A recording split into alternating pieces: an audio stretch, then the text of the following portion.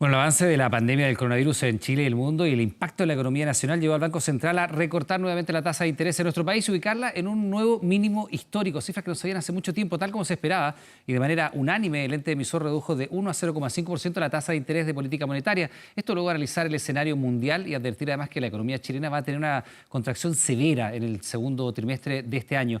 Con esta medida, el costo del endeudamiento, el costo del dinero para las empresas y personas será menor y con eso se busca dar un nuevo impulso a la economía que ya está mostrando el impacto del COVID-19 en nuestra actividad. Veíamos recién las cifras de desempleo. Los analistas esperan que este valor de 0,5% se mantenga durante todo este año y para desglosar estas cifras y las iniciativas que han ido surgiendo, las que se han también aprobado en el Congreso para proteger el trabajo, estamos ya con el ministro de Hacienda, Ignacio Briones, acá en el estudio. Ministro, ¿cómo está? Buenas noches. ¿Cómo está? Buenas noches, Iván. Partamos primero por esta iniciativa que veíamos recién de las AFP, de una en lo particular, ¿no? Que es retirar hasta el 5% del fondo que uno tenga acumulado en su AFP para hacer frente a esta crisis. Primero es retirar plata de uno, no es plata de la AFP, y segundo sería, dicen los especialistas, asumir la pérdida que han tenido sobre todo los fondos que tienen más riesgo, el fondo A, el fondo B. ¿Usted tampoco le dio un portazo muy definitivo con su opinión? Yo creo que hay que ser muy cuidadoso en este tema y déjeme plantearlo en estos términos. Buena parte del debate público en los últimos años se ha centrado en cómo mejorar las pensiones. Hay un acuerdo general respecto a que esta es una necesidad, las pensiones que se tienen son bajas. Y la verdad es que concurrir a retirar fondos de las AFP, de las cuentas que son de los trabajadores, efectivamente, eso no hay ninguna duda, solo puede derivar en empeorar pensiones el día de mañana. Pensiones más bajas el día de mañana. Claro, entonces eso hay que tenerlo muy claro. Lo segundo, Iván, es que hay que entender acá que estos ahorros, si bien son de los trabajadores y de las trabajadoras, tienen un objetivo definido por la ley, que es precisamente el de las pensiones. Y por eso cualquier medida de este tipo, y nosotros como gobierno lo hemos dicho en la discusión de este proyecto, son situaciones excepcionales. Por ejemplo, se ha planteado cuando alguien está en una enfermedad terminal. Entonces hay que ser cuidadoso con esto. Las experiencias de países que han avanzado en esta dirección, Perú, por ejemplo, ha derivado en que los fondos se han extinguido, se han utilizado para otras cosas, y eso deriva en malas pensiones, que es algo que todos queremos proteger. Por último, un elemento muy importante a tener en cuenta.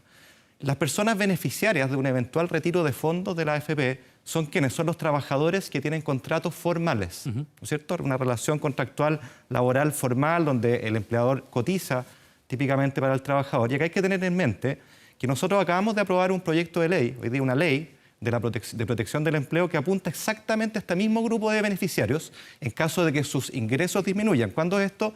Cuando pierden su trabajo, por un lado, o cuando hay una suspensión, ¿no es cierto?, temporal del contrato laboral, que es lo que se plantea. Entonces, para terminar, muy claro, nosotros aquí estamos apelando a otro bolsillo de ahorro, a otro fondo de ahorro que hay, que es el Fondo Seguro de Cesantía, que ha sido construido por los trabajadores, con aportes de los trabajadores y con los empleadores, y esos dineros están disponibles para suplementar renta sin tener que correr el riesgo, ¿no es cierto?, de abrir esta puerta, de sacar plata de los fondos de pensiones y así disminuir las pensiones que hay que pagar mañana, que son tan necesarias. Vamos a ir de inmediato a eso, porque naturalmente es una de las iniciativas apoyadas durante la jornada y que hay que darle toda la relevancia que tiene. Pero solo para cerrar el tema de la AFP, usted dice, cuando se ha planteado esto es para situaciones de emergencia, esto de la posibilidad de retirar una parte mínima de los fondos, que ya sabemos que va a impactar primero, porque va a tener usted menos plata para jubilarse cuando tenga que jubilarse, pero ¿no es esta una situación de emergencia? Usted mismo lo ha planteado en sus múltiples declaraciones a propósito de la tramitación del proyecto que usted mencionaba. Estamos viendo una situación que es de contingencia y de emergencia. Absolutamente, pero pongámoslo en el contexto. Ya vemos la emergencia general, ¿no es cierto?, que tiene una derivada sanitaria y una derivada económica que vamos a conversar, me imagino, pero llevémosla al plano de las personas. Una persona tiene una emergencia económica cuando, por ejemplo, perdió su empleo. Y cuando perdió su empleo tenemos este fondo de cesantía que le permite obtener un ingreso, ¿no es cierto?, que es un porcentaje de su renta que viene del fondo de cesantía. En consecuencia, tenemos dos escenarios. Una persona que mantiene su contrato de trabajo, que no lo han despedido, que sigue cobrando su sueldo, ergo es difícil entender que requiera urgentemente un ingreso suplementario. En caso de que lo perdiera el trabajo, es más difícil, pero para eso está este ahorro, el fondo de cesantía, que le permite suplementar ingresos. Y hay un tercer elemento, que es el que aprobamos hoy día en la ley. ¿Qué pasa cuando la empresa, el café donde yo estaba trabajando, no está teniendo ventas porque no hay clientes, ¿no es cierto?, y por lo tanto no puede pagar los sueldos y por lo tanto hay un riesgo de que esa empresa quiebre y ese trabajador lo despidan? Lo que estamos planteando, lo que se planteó en este proyecto, es que hay una suspensión temporal del vínculo contractual, es decir, no se rompe el contrato de trabajo, el trabajador con su empleador sigue ligado y ese trabajador sigue teniendo un ingreso, y eso es lo importante, es un ingreso que sale nuevamente de este fondo de ahorro. Entonces son todas medidas que aseguran que los trabajadores formales tengan un ingreso, y cuando se plantea que saquen de la AFP, Bueno, son estos mismos trabajadores formales. Entonces, hay que tener en cuenta, nosotros a esos trabajadores formales ya hay medidas que le permiten mantener el ingreso, incluso en esta situación de emergencia, y por lo tanto plantear la necesidad como única alternativa o una necesidad urgente de los fondos de pensiones. Hay que tener muy claro, Iván, que eso va a comprometer las pensiones futuras y va en contra del debate tan importante que hemos tenido en este país, en nuestro país en los últimos años. ¿Cómo va a ser para mejorar las pensiones? Exacto. Pero ya está usted, de hecho, ministro, entrando en el tema, por supuesto, de esta iniciativa legal que ya fue despachada para proteger el empleo. Y allí varias situaciones. Primero, se protege a las personas que tienen una vinculación laboral formal, el que tiene un contrato de trabajo. Así es. ¿Verdad? ¿En qué condiciones y a qué renta se va a acceder a este seguro de desempleo? Porque en el fondo lo que se hace es correr el seguro de desempleo cuando uno no ha perdido el trabajo. Así es. Déjeme, para entrar a los números, los fríos números, tratar de esbozar en qué consiste este proyecto de manera simple. Nosotros y todos los que nos escuchan lo van a entender. Si uno piensa en el comercio de la esquina, el café, la panadería, quizá una empresa mediana. Me parece que el ejemplo que más se ha dado puede ser un pequeño café que tenga 2 dependientes. Claro, esa empresa no tiene ventas. Esa empresa hoy día está en problema que no tiene ventas. Si no tiene ventas, no tiene ingresos. Si no tiene ingresos, hay una probabilidad cierta, ¿no es cierto?, que tenga que despedir a sus trabajadores e incluso que esa empresa va a quebrar, va a desaparecer. Lo que se trata en este proyecto es impedir que eso ocurra. Queremos que esa empresa siga existiendo y ese vínculo laboral siga existiendo. ¿Y por qué? Porque es útil imaginar o visualizar esta situación a propósito del COVID-19 como un elemento que tiene 2 etapas en paralelo a la emergencia sanitaria. Primero estamos en un paréntesis, en un periodo de hibernación donde ocurre lo que estamos señalando, que no hay consumidores, no hay ventas, ¿no es cierto? Perdón, ministro, paréntesis. No sabemos cuánto dura ese Y no sabemos porque que puede ser 3 meses, puede ser más, no lo sabe usted, no lo sabe la autoridad sanitaria. Exacto, sabemos que es transitorio, no sabemos exactamente cuánto dura, pero sabemos que es transitorio. Entonces, en ese paréntesis lo que uno quiere hacer, porque sabemos que vamos a salir de ese paréntesis, es dar todos los elementos para que ese café, esa pyme, esa empresa mediana, no se vaya de espalda, ¿no es cierto? No tenga que quebrar ni tenga que despedir. Claro, y no tenga que despedir. Y ese trabajador, a su vez, ¿no es cierto?, queremos que tenga un ingreso. Entonces, ¿cómo conjugamos esta ecuación? Le decimos, mire, suspenda temporalmente su vínculo contractual con su empleador. El empleador queda obligado a pagar cotizaciones de seguridad social, pero no queda obligado a pagarle su sueldo porque no tiene plata para hacerlo, porque no está vendiendo. ¿De dónde sale el ingreso de ese trabajador? Del Fondo de Seguro Cesantía, que vamos a conversar enseguida. Y eso nos permite pasar este paréntesis. Y pasado este paréntesis, esta apuesta porque queremos que esa empresa siga viva y ese vínculo contractual vuelva a la normalidad. Pasado este paréntesis viene un segundo momento del cual también se hace cargo el proyecto. Es decir, mire, cuando usted vuelva a abrir, pasado este paréntesis, probablemente su café no va a estar bollante de la noche a la mañana, no va a estar repleto de consumidores y de clientes, se va a demorar un poco. Entonces ahí viene un segundo empujoncito, que es permitir al empleador con el trabajador que pacten un contrato de trabajo a jornada parcial. Por ejemplo, una media jornada. O sea, abrir en las tardes. Ya que claro, el ejemplo del café, vamos a decir, o abrimos en las mañanas para el café de la media mañana o en las tardes. O en lugar de tener un trabajador a tiempo completo, prefiero tener 2 trabajadores a medio tiempo y así estoy dando 2 empleos. No despido ninguno. Claro, lo concreto es que en ese escenario, a media jornada, la gracia es que el trabajador no recibe medio sueldo, sino que va a recibir 3/4 de sueldo. ¿De dónde viene este cuarto adicional? Viene nuevamente del Fondo de Cesantía. Entonces, fíjese lo que estamos haciendo. Estamos entregando instrumentos para atravesar este paréntesis y enseguida un segundo elemento para salir, para cuando salgamos del paréntesis, poder hacer el despegue gradual. Ministro, en este periodo que usted ha denominado de hibernación, que insisto, no sabemos cuánto va a durar, pero las estimaciones dicen que podría ser hasta 6 meses, no lo sabemos, la verdad, la empresa no está obligada a pagar los sueldos y opera el seguro de cesantía, pero sí la empresa está obligada a pagar las imposiciones y la pregunta es, ¿paga el 100% de las imposiciones o hay una parte que tenga que pagar el Estado, se produce ahí un pequeño default? Se lo preguntábamos a la ministra Saldívar y dice que se requiere de un segundo proyecto precisamente para atacar eso que habría quedado un poquitito desprotegido con este proyecto. Sí, hay un tema que con el aire respecto a las cotizaciones de salud, donde efectivamente vamos a entrar un proyecto adicional, eso es lo que se acordó para complementar aquello, pero miren, lo concreto... ¿Por qué para complementar? ¿Qué parte no queda cubierta? Lo que pasa es que la idea original o lo que se había acordado en la comisión mixta es que cuando usted va a estar en su casa, ¿no es cierto?, en esta suspensión temporal del contrato... Sin trabajar, pero cobrando el seguro de cesantía. Claro, pero hay que tener claro, yo lo he dicho muchas veces, hay que ser muy transparente, el ingreso que usted va a cobrar no es el 100% de su sueldo, porque el 100% de su sueldo es para un periodo normal y hoy día estamos en un periodo extraordinario de emergencia. Entonces, dado que usted no cobra el 100% de su sueldo, se planteó, mire, que la imposición respecto a la salud tampoco sea al 100%, Y bueno, ese es el elemento que vamos a discutir. ¿Va a ser proporcional al ingreso? Porque el primer mes es 70%, 55% habíamos establecido una tasa promedio de 50 que se hacía cargo de todos estos rangos. Pero en lo concreto, Iván...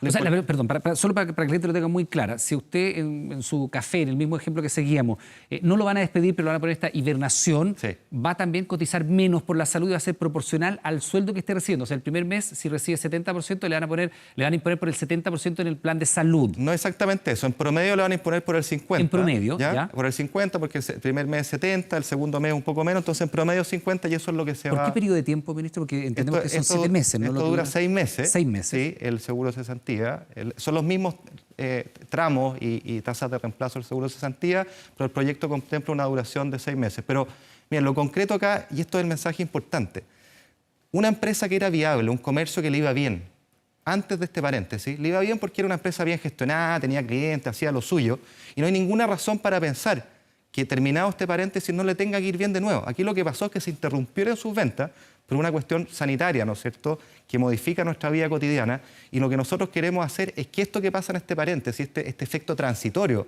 que como usted bien dice, no sabemos exactamente cuánto va a durar, cuántos meses, pero sabemos que es transitorio, lo que queremos es que ese efecto transitorio no se transforme en uno permanente. ¿Qué es lo que es uno permanente? Que se rompa el vínculo contractual, que haya un desempleo que después es muy difícil de recuperar, y luego que una empresa quiebre, con todo lo que eso significa. Queremos que ambos, el empleo y la empresa, se mantengan vivas. Esa es la apuesta y esa es la esencia del proyecto que nosotros presentamos. Bueno, también una apuesta que es muy importante para revitalizar la economía tiene que ver con esta decisión del Banco Central de rebajar la tasa de interés 0,5, y revisábamos información en días previos a lo más grave que hemos vivido el coronavirus, por ejemplo, del 23 de marzo, las tasas de crédito hipotecario se disparan máximo en 8 meses, y también por testimonios que nosotros hemos tenido de pequeña y mediana empresa, nos señalan que efectivamente el llegar a un crédito razonable hoy día con el banco es muy difícil, que están obteniendo tasas que son incluso peores que antes de la crisis social. ¿Qué está pasando con esta señal que envía el Banco Central? ¿No está siendo bien acogida por los bancos? Mira, hay varios elementos. Primero, entendamos la medida del Banco Central y lo propio que hemos hecho nosotros como gobierno. Uno de los principales problemas, ¿no es cierto?, que tenemos, y tiene que ver también con lo que discutíamos recién a propósito de este pequeño comercio o esta empresa mediano grande, es la liquidez. ¿Qué es lo que es la liquidez? Tener caja, plata en el bolsillo para poder pagar. Para poder funcionar y pasar este periodo de nación, para pagar sus obligaciones, su arriendo, sus costos fijos y sus deudas, sus compromisos financieros. Entonces acá es fundamental que el crédito fluya. Si el crédito no fluye, el aparato, la máquina se tranca. Y lo que ha hecho el Banco Central en su accionar, y hoy día lo vuelve a hacer, es inyectar mucha liquidez al mercado, bajando la tasa de interés, inyectando nuevos recursos financieros, ¿no es cierto?, que permite que esta rueda gire. Se hace más barato el acceso al dinero. Y hay más dinero disponible, y cuando hay más dinero disponible es más fácil que fluya. Lo propio hicimos nosotros, en buena parte, las medidas de nuestro paquete, de nuestro plan económico de emergencia, por la vía de la caja fiscal que estaba disponible, ponerla a disposición de las empresas, de las personas, por ejemplo, permitiéndoles diferir impuestos, devolviéndoles anticipadamente impuestos. Todo eso son liquidez para el bolsillo que permiten abordar de mejor manera este paréntesis, y esa es la clave. Nosotros hemos estado trabajando estrechamente con el Banco Central, con la Comisión de Mercados Financieros, en lo que usted señala. A lo que nos interesa a nosotros es que acá el crédito fluya, y los bancos tienen un rol fundamental en que eso ocurra. En consecuencia, yo hago primero un reconocimiento a aquellos bancos que han avanzado en esta dirección. Tiene que ver con lo que hemos discutido, con lo que se ha ido avanzando en nuestras conversaciones, en nuestras discusiones, pero es necesario ir más allá. Es necesario que toda la banca haga lo propio, y no solo a nivel de las personas, sino que sobre todo también de las empresas, porque las empresas necesitan liquidez, particularmente las empresas medianas y pequeñas que no la tienen. Ya les voy a preguntar por el tema de estas propuestas distintas que hay de las distintas entidades bancarias de aplazar cuotas, pasar al final del crédito de consumo hipotecario, pero quería centrarme un poquito en esto. ¿Ustedes habían detectado esto, tasas de interés mucho más altas que en los últimos 8 meses en materia de crédito hipotecario, de crédito de consumo, y condiciones un poco descritas por algunos pequeños y medianos empresarios con los cuales hemos hablado, como leoninas, como vueltas a un año, cifras no vistas casi en un año? ¿Ustedes habían detectado eso? Bueno, esta es una situación, digamos, que no solo de este minuto, ¿no? O sea, hay tasas que son distintas para distintos tipos de empresas. Aquí lo fundamental, Iván, es que el crédito fluya, y fluya a bajo costo.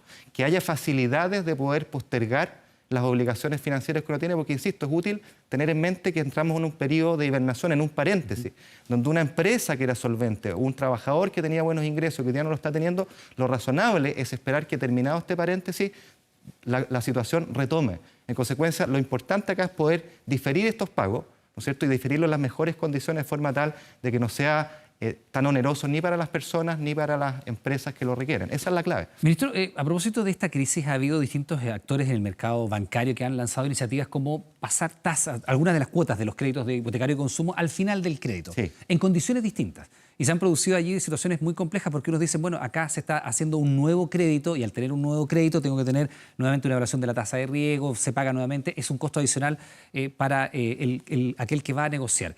¿No sería mejor o no es posible que, dado que existe la voluntad de los distintos actores de la plaza, de los bancos en lo particular, de tener condiciones más favorables para estos periodos de crisis, poner condiciones que sean iguales para todos? Se lo pregunto por la asimetría que hay. Por supuesto. Una persona que va al banco no va ni con el poder de negociar, básicamente acepta las condiciones que le ofrece el banco, ni tampoco con una asimetría en términos de información. No sabe lo que el banco sabe, no maneja la información que el banco maneja, ni conoce el detalle de los contratos. Por supuesto que es lo ideal. Ahora, esta idea de poner las cuotas que yo tenía en los próximos meses al final no es otra que esta idea de hibernar. Es decir, oye, este paréntesis entendemos que es por una razón que no tiene nada que ver con tu capacidad de pago, de tu café, de tu empresa, de tu sueldo, sino que tiene que ver con una cosa que es distinta, que es sanitaria.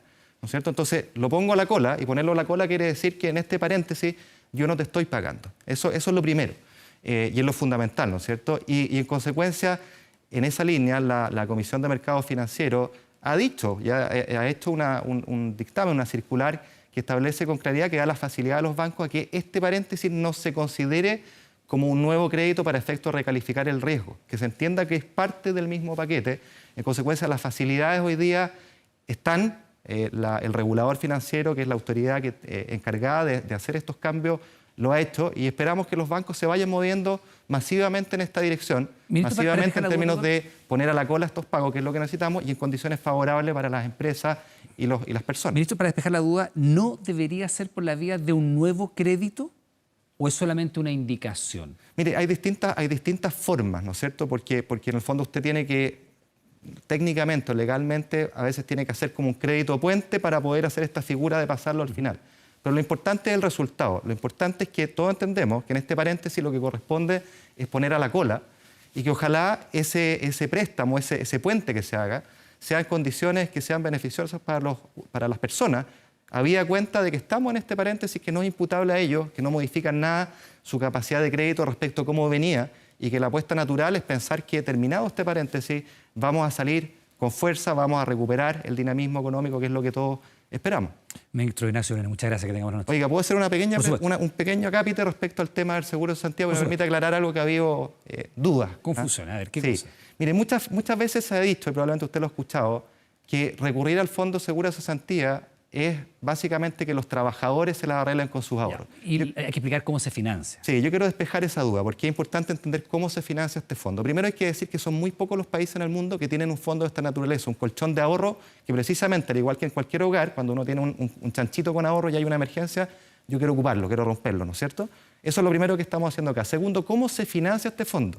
Se financia con ahorros que han ocurrido en el pasado, tanto por parte del trabajador como del empleador. De hecho, el Fondo de Cesantía tiene dos cuentas, una llamada cuenta individual y una cuenta solidaria. La cuenta individual, 3 de cada 4 pesos son enterados o han sido enterados por el empleador y 1 de cada 4 por el trabajador. Y el Fondo Solidario típicamente es 100% por el empleador. En obra y faena, en la cuenta individual, el 100% es enterado por el empleador y el Fondo Solidario nuevamente el 100% por el empleador. Entonces, acá lo que quiero transmitir es que hay un fondo que ha sido enterado, ha sido ahorrado por el esfuerzo de trabajadores y empleadores, que son los que hoy día están compartiendo el costo de esta medida. Ministro, ya que usted entra en ese área, se nos queda como tema, pero usted entra en el área de los trabajos, nuevamente de los contratos, pero ¿qué pasa con esa fuerza laboral? Un tercio de los trabajadores que ni siquiera tienen la tranquilidad de tener un contrato, que miran esto y dicen, bueno, eso es para la gente que tiene el beneficio de un contrato. Yo soy trabajador informal, a mí no me protege esta ley, el gobierno no pensó en mí, yo quedo al margen, ¿qué pasa si me despiden? Si la obra en la que yo estoy trabajando y me pagan por faena se paraliza. Un tercio del mercado laboral es informal. Sí. Efectivamente, y ese es un tema que estamos mirando y que surgió, y yo lo agradezco, en la discusión de este proyecto. Hubo muy buenas ideas, ¿no es cierto?, de todos los sectores políticos que nosotros hemos recogido. Y usted puede dividir a ese mundo informal en dos partes, ¿no es cierto? Aquellos que son muy vulnerables, que no tienen siquiera empleo y en estas condiciones es aún más difícil trabajar. Y usted tiene que ir con ayudas directas, particularmente en este periodo. Y lo hemos dicho, nosotros como gobierno vamos a estar ahí cada vez que sea necesario. Quiero decirlo con mucha claridad. Y tiene un segundo mundo, que por ejemplo son los trabajadores independientes con boleta de honorario, que tienen probablemente un ingreso asociado a sus boletas que es mayor, y que hoy día también, al igual que este café, le van a bajar sus ventas, le van a bajar su facturación, su emisión de boletas, y que nosotros estamos analizando cómo abordar ese tema. Hemos tomado medidas, como por ejemplo hacerle una devolución anticipada de impuestos. Los pagos que ellos hicieron en enero y febrero también se los vamos a devolver de forma tal de tener liquidez, pero estamos pensando y analizando medidas como se han planteado en el Congreso para poder ver qué más podemos hacer al Ministro, respecto. ¿van a quedar muchas empresas en el camino? ¿Muchos trabajadores sin su Mire, salario? yo lo he dicho Porque que quiero ser no es súper... posible rescatarlo todo. Sí, súper franco y transparente. Y esto es bien doloroso para uno y es un motivo de preocupación. Son familias las que están detrás. Claro, o sea, acá detrás de cada empresa, de cada empleo hay familia. ¿Ah? Y es duro decir que acá van a haber empresas que van a quedar en el camino, pero hay que ser súper honestos, súper francos. Hay trabajadores que van a perder su Y empleo. van a haber trabajadores que van a perder su empleo. Estamos haciendo todo lo posible para que sean las menos empresas que queden en el camino y que sean los menos trabajadores que queden en el camino. Y las medidas que estamos tomando, como la que hablábamos de la suspensión temporal del contrato de trabajo, apuntan a eso, a que no haya pérdida de empleo, que logremos pasar este paréntesis y volver juntos a retomar el rumbo que teníamos, porque este es un paréntesis, es una interrupción.